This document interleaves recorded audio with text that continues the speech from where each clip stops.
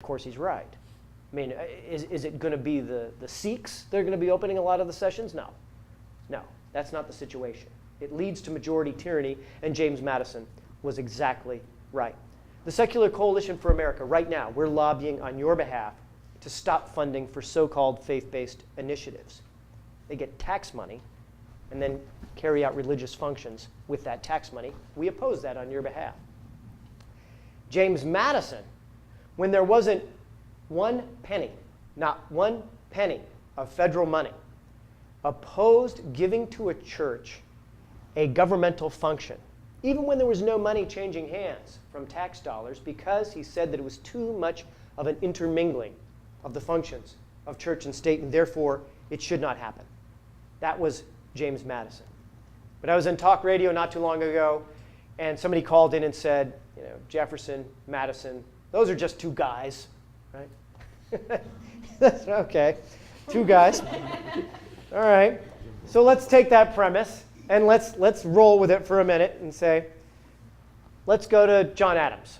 John Adams, who was probably the most Christian of our early presidents. Here's what John Adams said.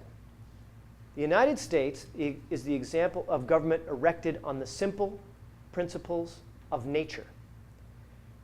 Adams said government, our government, quote, founded on the natural authority of the people alone, without a pretense of miracle or mystery, and that this is a great point gained in favor of the rights of mankind.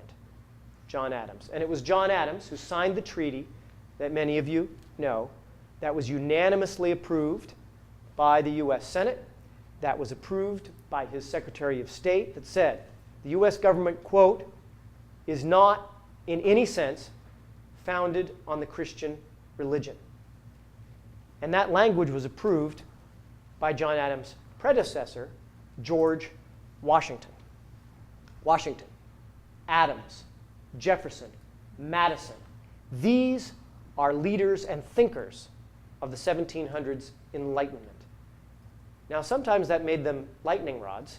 Literally, if you think, you know, or not literally, but in a related way, when you think about Ben Franklin, because Ben Franklin, as we may recall from school, invented the lightning rod. And you know what happened?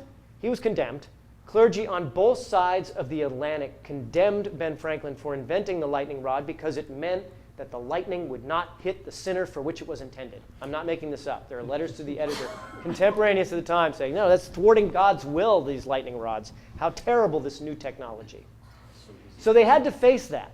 They had to face that, but remember who won. Who won? Jefferson won. Madison won. That was the kind of country we had in the Enlightenment. Well, partly because there was a much smaller percentage of Americans who were even attending church back in that era. It wasn't as common as people think. And certainly these free-thinking views were much more accepted and much more prevalent than they are today, because things started to change in the 1800s. We saw more of what we would now call the growth of fundamentalism in the 1800s. And some of the more free-thinking young politicians did not get the memo that they better, you know, zip their lip. One young politician said, and I'm quoting, "The Bible is not my book, nor Christianity my profession." That would be Abraham Lincoln, the savior of the Union. Abraham Lincoln, who when he ran for office one time from Springfield, Illinois, all of the ministers in Springfield endorsed his opponent, Stephen Douglas. His best friend and law partner, Mr. Herndon, said that Lincoln died a non-believer. Now, I don't know. I don't know whether Lincoln believed in God or didn't, and he certainly used biblical terminology through much of his later career. But what I do know, and what is important here, is that Abraham Lincoln would have great difficulty being elected to Congress, much less President of the United States, if he were confronted with his own words, with his own free-thinking ideas and skepticism. That's what he would face. Now let's turn to the Abe Lincoln of American letters, Mark Twain. Some people consider Huckleberry Finn to be the great American novel.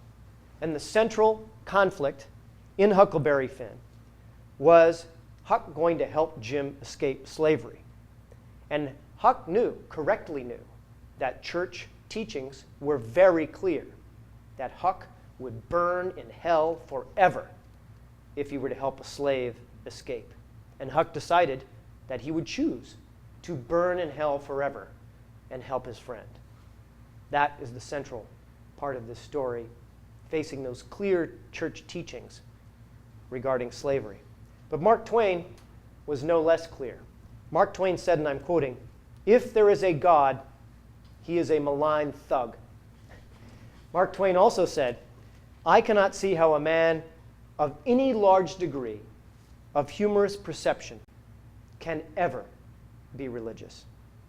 Now, I'm not saying we all have to agree with Mark Twain, but I am saying that Mark Twain has to be included. We need him included in the tapestry of American life. And one person who agreed strongly that people like Twain should be included was Jack Kennedy, who was probably the most strong church-state separationist of any president after Madison. President Kennedy, who attended Mass every Sunday, perhaps because of what was going on Saturday night, I don't know. I don't know. But I know where he stood on the issues. And Jack Kennedy said that America is, quote, "where every man has the same right to attend or not attend the church of his choice." And Kennedy said, "No church or church school is granted any public funds or political preference." Contrast Jack Kennedy's policies with what we have seen in recent decades. My favorite example is the Golden Christian School in Cleveland, Ohio. Their curriculum, with tax money, consisted solely of watching videotapes with our tax money. So I think we can say that President Kennedy was right.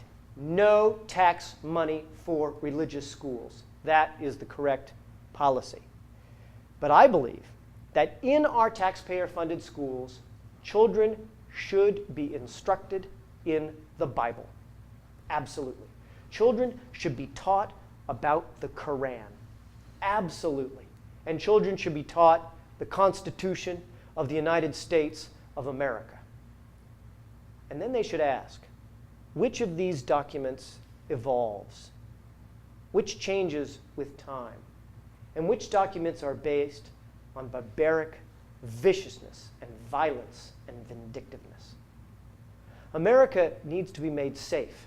It needs to be made safe for the ideas of people like Twain and Einstein. And politics needs to be made safe for the ideas of people like Jefferson and Madison. We need to follow two golden rules. First golden rule, do not to your neighbor what you would take ill from him. You may have heard something like this attributed to Jesus Christ, and good for him. But this quote comes from Pittacus, 5 centuries before Christ. A second golden rule, the Constitution of the United States of America, particularly Article 6, Section 3, which says that federal officials, quote, shall be bound to support the Constitution, but no religious test shall ever be required as a qualification to any office or public trust under these United States. See, the beauty of our Constitution was that Madison designed it based on a theory of evolution. The Bible and the Quran, they reject evolution. Not just in a scientific sense, they reject it in a humanistic sense. It doesn't matter. It doesn't matter what more human beings learn. It doesn't matter what interactions we have. It doesn't matter how much we attempt to ennoble ourselves or improve ourselves. What those documents say is, blacks, women, gay people, sorry, your application was received 2,000 years too late. Tough for you. But Madison's genius was his humbleness. His humbleness in knowing that what he knew in 1787 wasn't all there was to know, and that he was willing to see things evolve and change. You know, I believe that Darwin and Einstein produced real books of revelation.